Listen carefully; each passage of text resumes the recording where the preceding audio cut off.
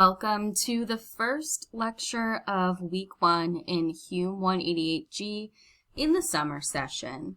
So in this lecture, going to go over the general topic introduction of the course, give you an overview of the outline. Some of this will be a repeat from a couple of the other videos.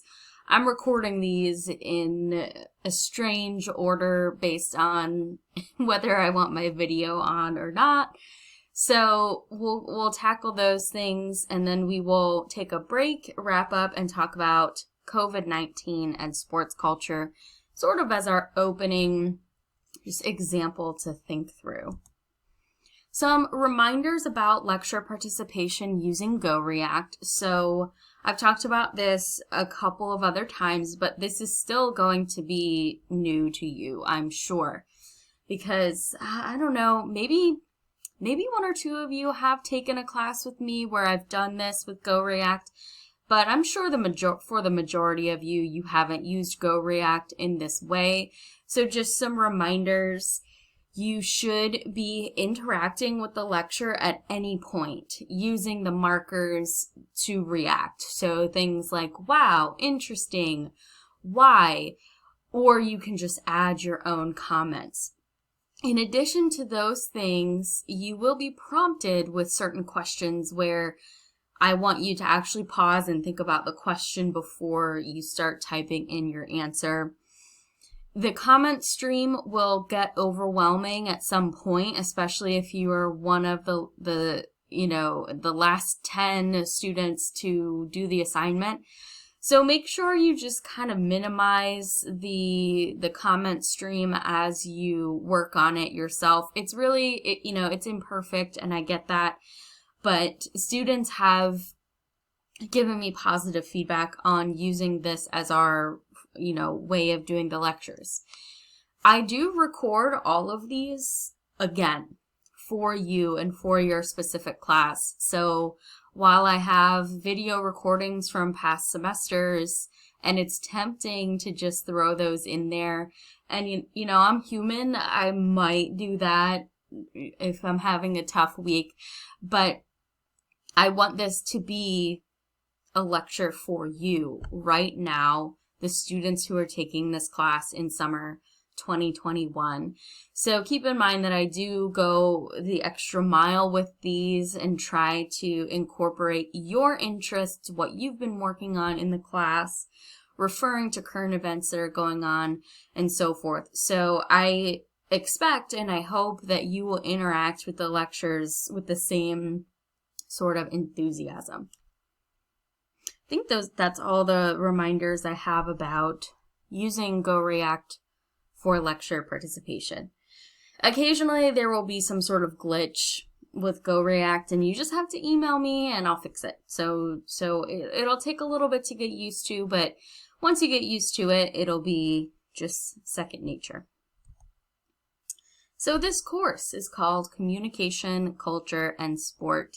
And I'm assuming if you took this class, it's because you were interested in the sport part, or maybe you were interested in the culture part, and probably very few, if not zero of you, were interested in the communication part, which that's fine. I'm not offended, but one of the cool parts about this course is that you walk in thinking, I'm interested in sports, I'm interested in culture, what those things mean, and you walk away getting so much about communication as well that opens up possibilities for future courses that you might be interested in on other topics aside from sport.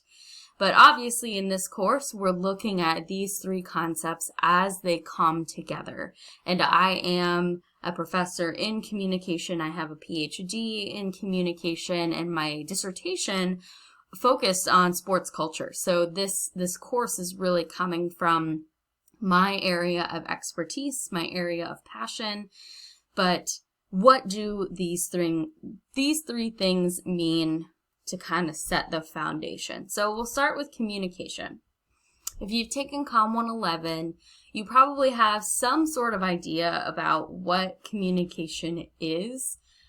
Though students will walk out of Com 111 thinking that communication means public speaking and that's it.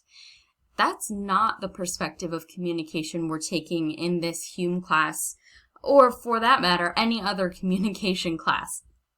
So yes, the public speech piece is part of it, but communication is also messages we receive through media, through film, through the news. And communication is also something that's more implicit, the messaging we're getting from our cultural practices and from our traditions. But this definition here, a transactional process in which people generate meaning through the exchange of verbal and nonverbal messages in specific contexts influenced by individual and societal forces and embedded in culture. Communication is how we get culture.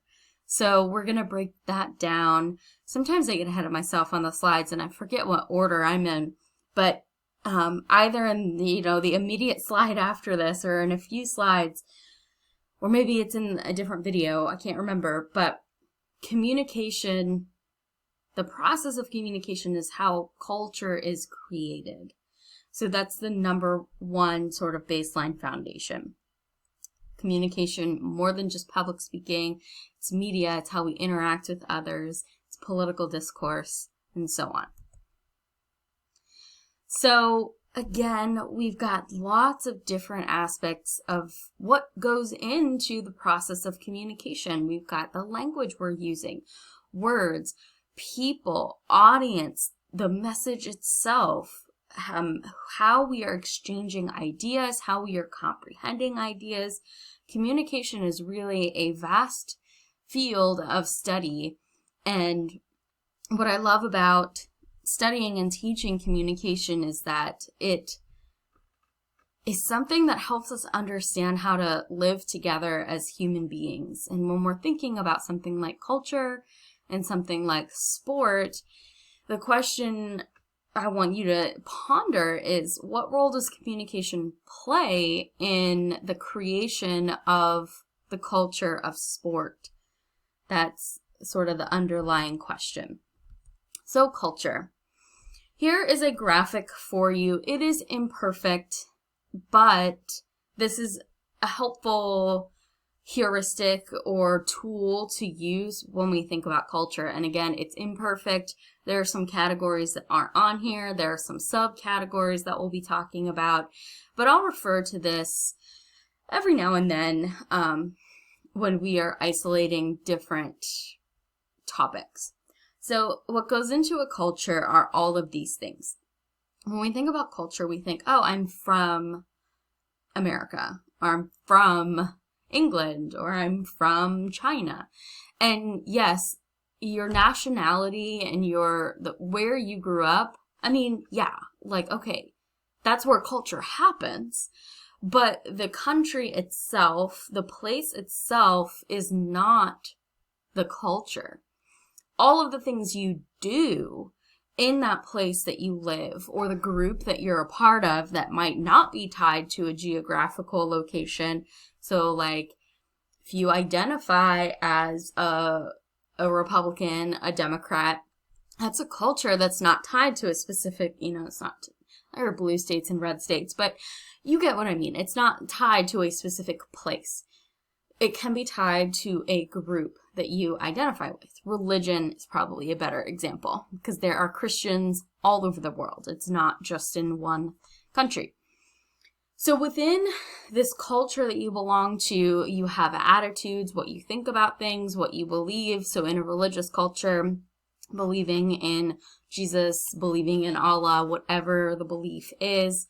Language, how you are communicating.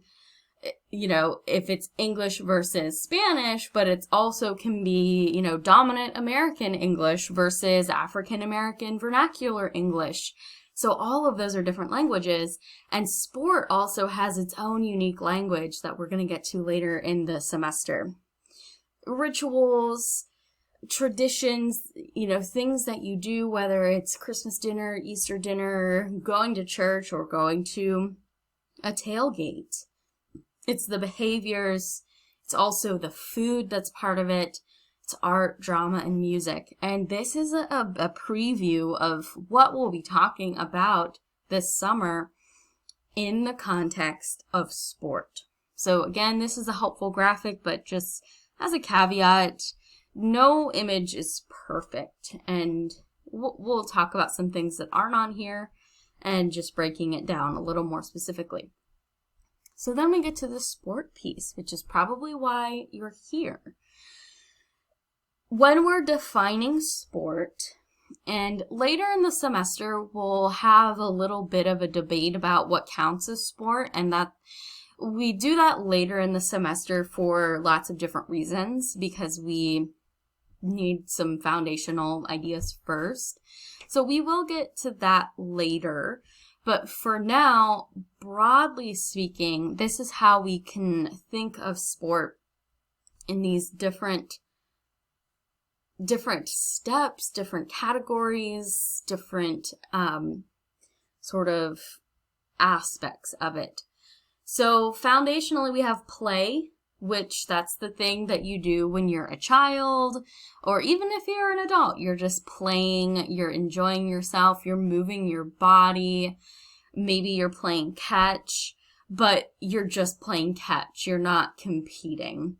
And it could also be intellectual activity, so playing chess or playing another type of game, and note that that's not what makes a sport. Games then become organized, so you're playing catch, and then you start playing baseball but you're playing baseball and it's not a competitive. You're just playing with your friends, but it's organized. Has rules. Contests have winners and losers. So now you're taking your baseball game and you're competing against another team. And there's a winner and there's a loser.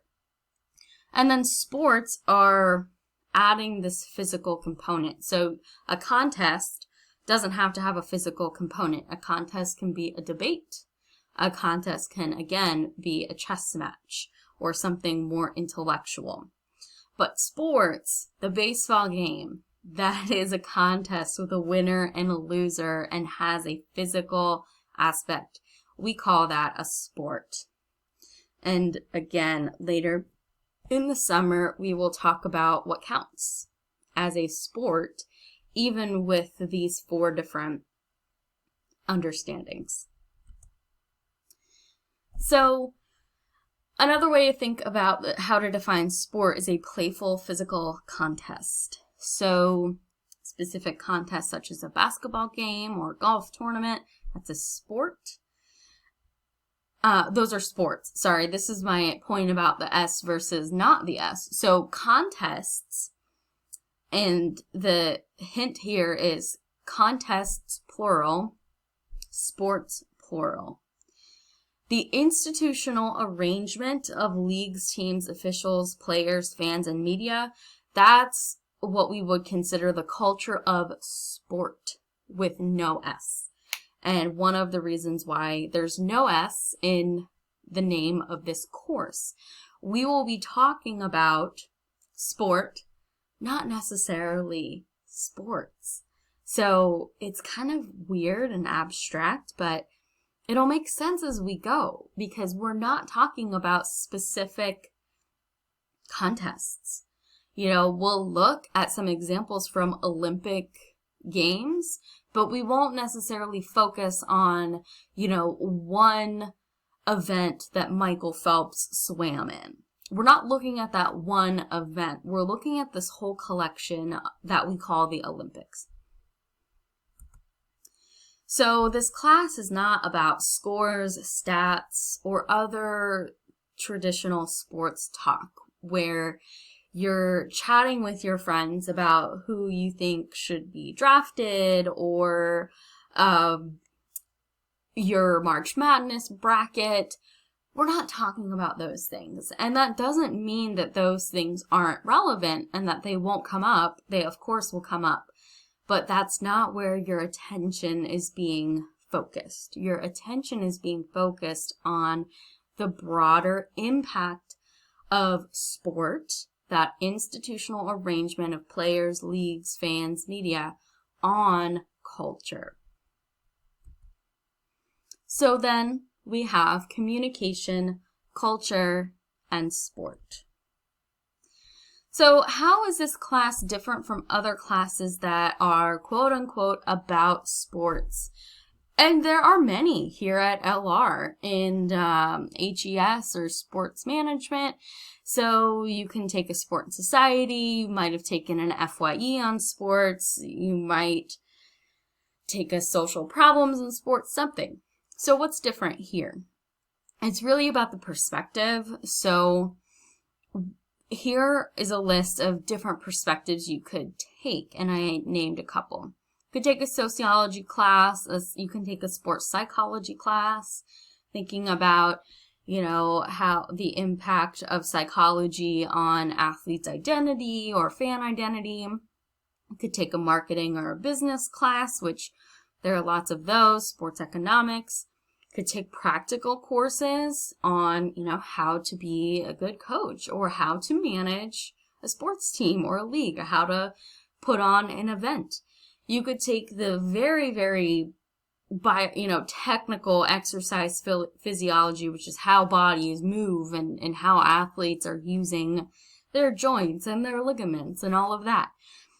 And you can take a strictly media focus, which would be more social media, more news media, and none of those are the focus of this course. Even if we at some point will talk about some of these things listed here. From a humanities perspective, we're thinking about history and context. We're thinking about the elements in our society. So kind of sociological, but from a historically based understanding. We're thinking about politics, diplomacy, globalization, issues of identity, issues of audience, issues of rhetoric, language, and symbols. It's a critical perspective. So rather than just, okay, this is the psychology of an athlete's identity, we're thinking about how athletic identity impacts the culture of a certain sport or the culture of a certain country, thinking about traditions, rituals, beliefs, and those things. It's cultural studies, and we're thinking about the human and the natural worlds as well. And some folks call what this class is kind of doing the post-humanities. And I mean, human is the central piece of the word humanities. And what post-humanities means is that we're thinking beyond just the human into issues of the environment, into issues of social, political, how all of those things are working together.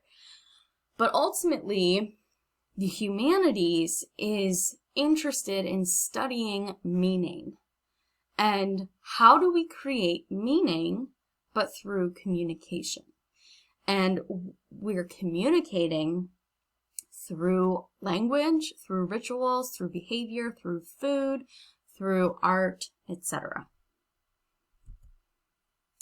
So it's been longer than I wanted it to be before we took a break. It's been about 20 minutes.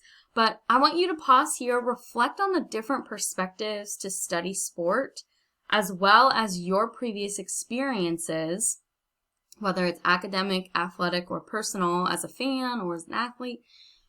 What perspectives are you familiar with? And maybe you're familiar with humanities as well, but if you need to go back and look at that list, what are you familiar with? What are you bringing to this course? All right, I'm looking forward to seeing what you put in the chat. So a bit of a hard transition, but in terms of how this is going to be mapped out for the rest of the summer, this is just a screen grab from the Canvas page that's called Roadmap. And you can see our weekly breakdown. We have 10 weeks. We're in week 1 where we're doing all the introductory stuff. We're getting oriented. Then we're going to talk about environment, geography. We're going to talk about politics, traditions, rituals, artifacts, language, representation. So it is a bit of a consolidated version, obviously, of the regular fall or spring semester. But I think you all know that coming into a summer class. So be prepared to read. Be prepared to do work. You know, this is a core class. It's not meant to be intense from a program perspective, because you're all coming from different programs, but it is an intense learning experience, and the more you put into it, the more you'll get out. So out of the 9 elements from the graphic that I keep showing, what are you most interested in exploring this semester? So back here, art, drama, beliefs, food, a lot of students say food, behaviors, rituals, etc. Which of those are you most interested in? If there's something that's not on there that you're interested in, feel free to put that as well. So what questions do you have about the topic of this course? And another thing that I forgot to say in my reminders at the beginning is that any question you ask in the Go React lecture comment stream, I respond to. So, you know, there are certain weeks where I'm a little busier than other weeks, but I go through and I answer all of your questions. And in many cases, I reply to at least one of your general comments too. So what questions do you have? Are you excited? Are you confused? Anything like that. All right, it is time for a lecture break. So at any point up until now, you could have paused the video if you needed to go do something, but I do kind of enforce breaks because I also, you know, I've been talking for 22 minutes and I need to take a little bit of a breather. But, you know, at any point you can pause the video, but I do try to break it up at the halfway point as a good stopping place for a break. All right, welcome back. So we're going to finish up this lecture talking about the COVID-19 pandemic and sports culture. It's interesting because right now we're starting to see things open back up, get back to normal, which is what we want. And so I don't mean for this to be like an outdated part of the lecture. We can think about what's going on right now, but I want us to think about how all of the closures and all of the changes that we've had to make as a society have affected sports, have affected our experiences and the culture of sport. And it's just a good time to reflect on that. And as we're getting back into quote unquote normal, you know, what are we looking forward to getting back to? So although things are getting back to normal, there's still a pandemic. You know, there are many countries in the rest of the world who aren't back to normal. If we think about India, and what's going on in that country. And part of that is the U.S. not like sharing the vaccine, but that's not the point that I'm trying to get.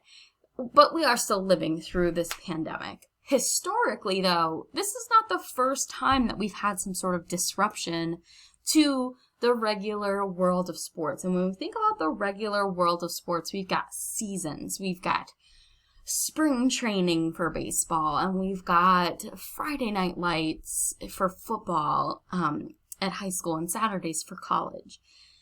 And, you know, this year, they moved all the seasons around, so that was different. But at a certain point, like, nothing was going on anyway. But historically, we've seen disruptions to the world of sports with wars, with assassinations. And if you know who was assassinated in 1963 and 1968, put that in the chat. So there was one in 1963 and two in 1968. In 1972, at the Munich Olympics, there was a massacre which put a stop to the Olympic Games, as you would imagine. In 1980, we have boycotts of the Moscow Olympics, due to political and ideological conflict in the Cold War. In 1989, we have another infectious disease with the measles. 1989, there was an earthquake in California. 2001, the terrorist attacks. 2005, Hurricane Katrina in New Orleans, and we'll talk about that next week. In 2015, the unrest after the Freddie Gray murder, and there were probably even more in the last 6 years that are missing from this list, but point is, not the first time we've had to kind of stop sports. None of the wars of the 20th century, however, jolted sports to the core, like the coronavirus has. In one hideous eye-blinking swoop, it stopped shows cold, closed down arenas, turned large airports into ghost towns, and made theaters feel like haunted houses. And now, with the vaccine, we're seeing arenas and fields becoming vaccine sites. And that's so interesting, too. And when we talk about Hurricane Katrina, which was in 2005, and what happened to the Superdome became a shelter for people who were displaced from their homes that were flooded. So it's just thinking about the relationship between all of these things. We think of a stadium as like, yeah, that's where games are played. But those places become so much more significant to the community in these times of crisis especially. We're talking about ghost games over the last year and a half. Again, things are becoming more normal, capacities are changing, but I mean, looking at this image, there is a game going on and there's nobody there. And it's just a really powerful image. And images like this are also powerful with the cardboard cutout fans. I mean, it's just so bizarre. Like, someday, someone's gonna look at these pictures in like a museum and it's just gonna be so strange. And hopefully nothing like this happens again in our lifetime, but who knows, 100 years from now, could be another pandemic. But anyway, the cardboard cutout fans is just strange and funny, but also sad. And why? Okay, so this isn't a formal pause, but why put cardboard cutout fans in the stands? Like, why did they do that? So if you typed in the chat, they're doing that because it's part of the experience of being at a game, playing in a game, is having the fans there. And they also created fake noise as well, because that's what athletes are used to, the conditions athletes are used to. So trying to recreate the experience as much as possible, but obviously it's not the same as the real thing. Live sports have always been an act of social imagination. So there's a reading for this week that you'll take a look at, and a video as well. And essentially, this is getting at a key theme of the course. We create together what it means to have a sports experience. So you could have a sport going on without fans. But as society has progressed, as we've changed as a culture, we have huge fan cultures. We have tailgates. We have specific foods that are associated with a Super Bowl party and whatnot. That's what this social imagination means, is that we are negotiating together what a sports experience is. From an athlete, like from the perspective of an athlete, a player, and from the perspective of a fan, from the perspective of just having sports as part of our culture, we have this idea of what it's supposed to be. And COVID obviously disrupted the idea of what it's supposed to be. You can still have the games. You can still have March Madness. And, to caveat, obviously health, safety, it, changes how that is. But if you follow all the health and safety protocols, but you don't have fans, people still don't think it's the same because we've socially imagined sports culture and the experience of attending a sporting event to be a certain thing. So another just example of social imagination, the different rituals, the different traditions of a sport, the sounds that we create. This is from 2010 World Cup, right? The vuvuzelas. And thinking about the memory of that and just how that created such a different experience and a memorable experience. So I'm going to actually skip over this video since I'm getting past 30 minutes, and I try to keep them like 35 or less. And I know some of you are going to be like, that's still too long.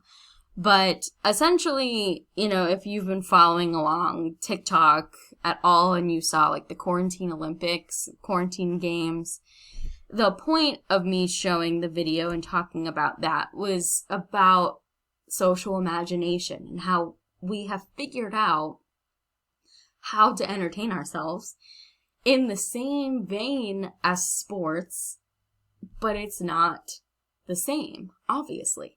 So the creative imagination, how can we have fun? How can we mimic something like the Olympics, but do it from home, do it from quarantine? So it's just an interesting case study in social imagination. So here's a pause from last March until now. I'll change this. How did you cope with the loss of live sports since we're kind of getting back to normal? How did you cope? Did you do anything from quarantine with your friends? How did you deal with it? How did you pass the time, feel better about it, etc.? All right, that is all. So I kept my promise. We're less than 35 minutes. Again, you're here at the end. At any point in these lectures, you can pause, take a break, go for a walk. But what I want to remind you of is to not wait until Sunday night to do this work, because if you have 3 35-minute lectures to watch in a week, plus all the homework, plus the reading that you need to do in order to do the homework, just don't wait. So my deadlines, they are flexible. You can be late with things, but you also have to take responsibility for your own learning and for your actions. If you procrastinate, that's on you. So, okay, I'm at 33 minutes. We are here at the end of the first lecture, and I'll see you for the next one.